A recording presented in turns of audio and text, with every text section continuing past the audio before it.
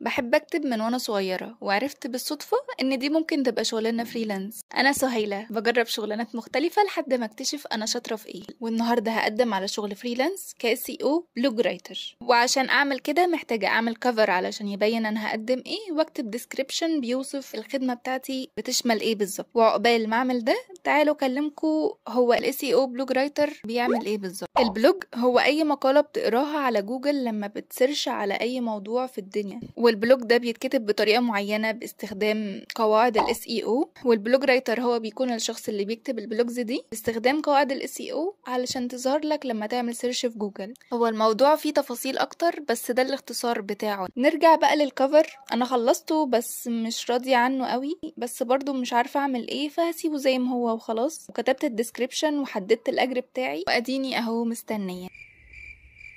وبس كده، دي كانت تجربة النهاردة واشوفكم في تجربة